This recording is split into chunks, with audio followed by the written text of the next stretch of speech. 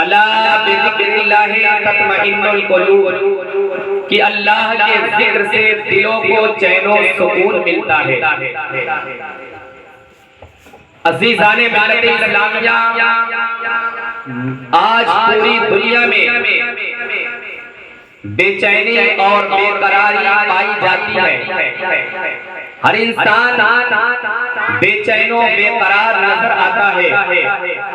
ہر فرد کے اندر بے چینی اور بے قراری پائی جاتی ہے۔ دنیا کا کوئی ایسا انسان نہیں جو بے چین و بے قرار نظر نہ آتا ہو۔ ملک کا کوئی ایسا خطہ اور جگہ نہیں جہاں بے چینی اور بے قراری نہ پائی جاتی ہو۔ آپ ہندوستان کا جائزہ لیجئے تو ہندوستان کے کونے کونے میں لوگ بے چین و بے قرار نظر آئیں گے۔ آپ پاکستان کا جائزہ لیجئے تو پاکستان کے گوشے گوشے میں لوگ بے چین و بے قرار نظر آئیں گے۔ آپ امریکہ کا جائزہ لیں گے تو آپ کو پتہ چلے گا کہ امریکہ میں رہنے والے لوگ بے چین و بے قرار ہیں۔ آپ ترکستان کا جائزہ لیجئے گا تو آپ کو پتہ چلے گا کہ ترکستان میں رہنے والے لوگ بے چین و بے قرار نظر آتے ہیں۔ دنیا کا کوئی ایسا خطہ نہیں جہاں لوگ بے چین و بے قرار نظر نہ آتے ہوں۔ عزیزان ملت اسلامیہ، ہر طرف بے چینی اور بے قراری نظر آتی ہے، ہر طرف پریشانی نظر آتی ہے۔ آپ چین و سکون کہاں ملے گا؟ راحت و آرام کہاں ملے گا؟ جب میں نے ادھر ادھر ڈھونڈنے کی کوشش کیا تو مجھے چین و سکون نہیں ملا۔ ہندوستان کے کسی خطے میں چین و سکون نظر نہیں آیا۔ میں نے اور جگہوں پہ تلاش کیا تو مجھے بے چینی ہی بے چینی نظر آئی۔ جب میں نے چین و سکون تلاش کرنے کی کوشش کیا تو مجھے کہیں چین و سکون حاصل نہیں ہوا۔ تو میں نے پڑھ کر قرآن کا سہارا لیا، اللہ کی بارگاہ میں جب رجوع کیا اور میں نے قرآن کی تلاوت کرنے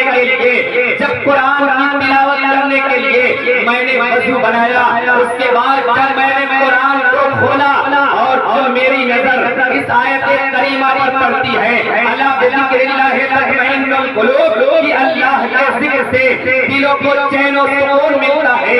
عزیزان ملت اسلامیہ، جب ہر طرف نظر ڈالنے کے بعد جب قرآن پر نظر پڑی تو قرآن نے یہ بتا دیا، اے انسان، امریکہ کا جائزہ لینے کی ضرورت نہیں ہے، ہندوستان کا مشاہدہ کرنے کی ضرورت نہیں ہے، پاکستان جانے کی ضرورت نہیں،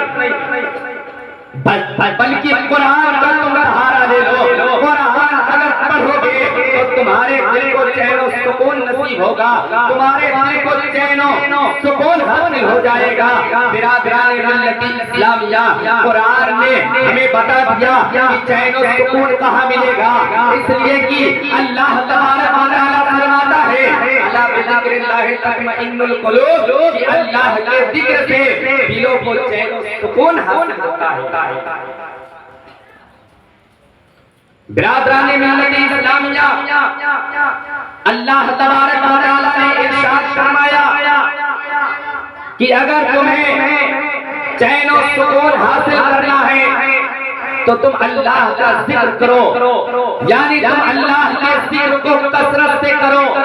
قرآن میں ایک دو جگہ نہیں بلکہ متعدد مقامات پر اللہ کا ذکر کیا گیا ہے، اللہ کا ذکر، اللہ کے ذکر کو بیان کیا گیا ہے۔ قرآن میں اللہ تعالیٰ فرماتا ہے، فَاذْكُرُونِي أَذْكُرْكُمْ وَاشْكُرُوا لِي وَلَا تَكْفُرُونَ، کہ تم مجھے یاد کرو، میں تمہیں یاد کروں گا، تم میرا ذکر کرو، میں تمہارا ذکر کروں گا، تم میرا چرچا کرو، میں تمہارا چرچا کروں گا۔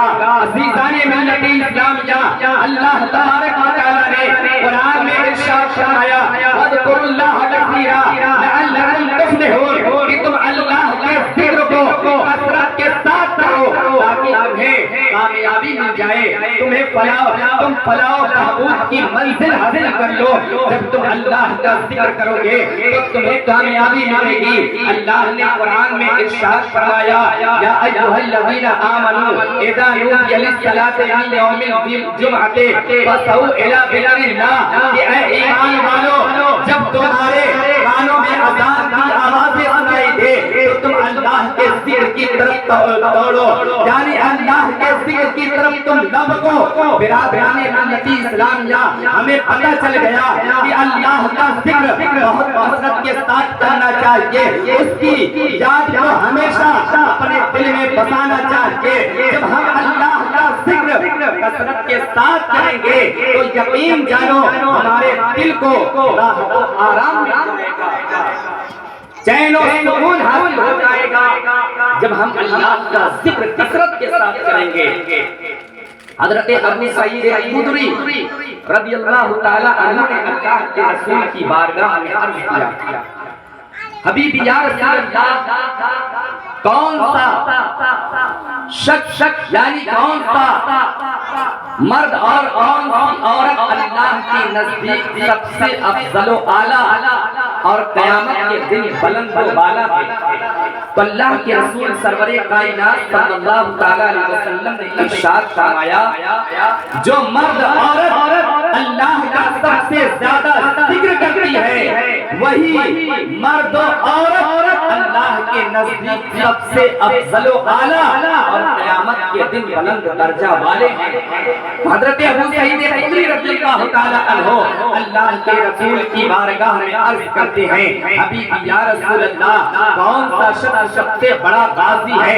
تو اللہ کے رسول نے فرمایا، وہ شخص سب سے بڑا غازی ہے جس نے اپنی تلوار کو کفار و مشرکین کے درمیان چلایا اور اس کی تلوار خون میں رکھ کر ٹوٹ جائے، وہی شخص اللہ کی بارگاہ میں غازی ہے۔ اور سب سے بڑا غازی وہ ہے جو ذکر الہی سے غافل بھی نہ رہے اور اللہ کی بارگاہ میں جہاد کرے۔